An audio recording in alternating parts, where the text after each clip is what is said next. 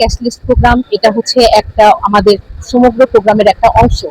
আমরা যেটা করতেছি, আমরা সমস্ত ব্যাংকগুলোকে উৎসাহিত করতেছি যেন তারা ক্যাশলেস প্রোগ্রামে তাদের সময় দেয়, তাদের হচ্ছে সহযোগিতাতে তারা আমাদের আসে। আর রংপুরে যেটা হচ্ছে আমাদের প্রোগ্রাম, সেটা সারা দেশে আমাদের হচ্ছে বর্তমানে চলমান রয়েছে। ক্যাশলেসের মূল আমাদের হচ্ছে যেটা পরিকল্পনা রয়েছে যে বাংলা কিউআর যেটা, সেটাকে প্রমোট করা। কারণ বাংলা কিউআরে আমাদের কোনো খরচ লাগতেছে না। একটা পজ মেশিনের জন্য আমাদের প্রচুর খরচ আছে, একটা এটিএম মেশিনের জন্য বলা যায় যে অনেক খরচ আছে, এবং এটিএম মেশিন পুরোপুরি হচ্ছে ক্যাশলেস না।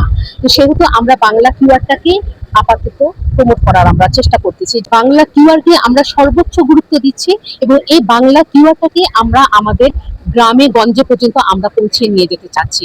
যে ছোট ছোট বাচ্চাদেরকে আমরা হচ্ছে ডিজিটালাইজেশন আমরা শেখাচ্ছি, ডিজিটাল লেনদেন কিভাবে করা যায় সেটা আমরা শেখাচ্ছি। ইউনিভার্সিটিতে করেছি, বা আজকে আমরা আরএনসি তে করেছি, সেরকম আমাদের অন্যান্য ব্যাংকও বিভিন্ন জায়গায় করতেছে, এবং সেটাকে যেন আরো বেগবান করা যায় সেই জন্য কিন্তু আজকে আমাদের এখানে আসা। ব্যবসায়ী মহল নগদ অর্থের ব্যবহার কমিয়ে যে ডিজিটাল ট্রানজেকশনের দিকে ওনারা যাতে অভ্যস্ত হয়, এটা নিয়ে আমরা যে ক্যাম্পেইন এবং প্রচারণা চালাচ্ছি, ব্যবসায়ী মহলের বেশ ভালো সাড়া পাচ্ছি। ওনারা এটাতে উৎসাহ বোধ করছেন, এবং ওনারা আমরা যে চ্যানেল বা প্ল্যাটফর্ম গুলো দিচ্ছি, QR code, POS terminal, debit card, এইগুলোর ক্ষেত্রে ওনারা স্বাচ্ছন্দ্য বোধ করছে, বিনিময় করছে। আমরা কোনো কোনো জায়গায় উঠান বৈঠক করছি, তো সে সকল জায়গায় ওনারা এই নতুন একটা প্রোডাক্ট সম্পর্কে জেনে ওনারা উৎসাহিত হচ্ছে। ক্যাশলেস ব্যাংকিং কার্যক্রম ত্বরান্বিত করার যে প্রচেষ্টা, সেই কার্যক্রমে পূবালী ব্যাংক পিএলসি অত্যন্ত দৃঢ়ভাবে কাজ করে যাচ্ছে, দ্রুত কাজ করছে।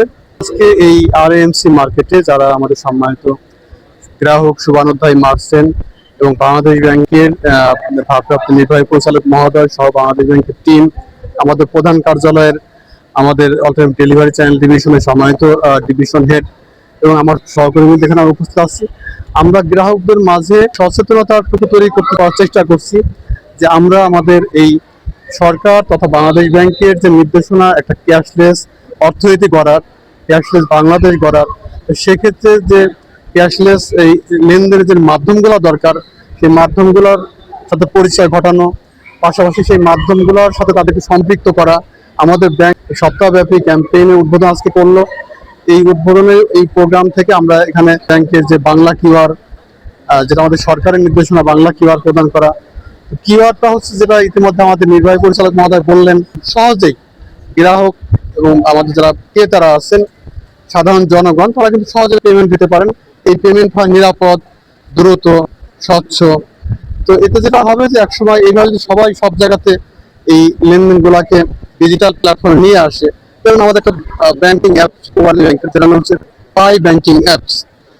অত্যন্ত জনপ্রিয় একটা অ্যাপস হচ্ছে এই পাই ব্যাংকিং অ্যাপস, যার মাধ্যমে আপনি ঘরে বসে ব্যাংকে যাওয়ার কোনো প্রয়োজন নাই, ঘরে বসে ব্যাংক টু ব্যাংক ট্রান্সফার, অন্যান্য বিভিন্ন যে বিকাশ করেন, নগদ করেন, বা অন্যান্য যে সার্ভিসগুলো আছে সেগুলোতে ট্রান্সফার, অন্য জায়গা থেকে টাকা আনা, বিভিন্ন আপনার bill pay, utility bill pay করা, রিচার্জ করা, সব কাজ বাংলাদেশ ব্যাংকের উদ্যোগে পূবালী ব্যাংক শুরু করছে এবং অগ্রণী ভূমিকা রাখবে। তো এইভাবে যদি চলতে থাকে, একসময় আমাদের বিশ্বাস যে বাংলাদেশ এই পার্শ্ববর্তী দেশগুলোর মতো একটা সত্যিকারের ক্যাশলেস অর্থনৈতিক দেশ হবে।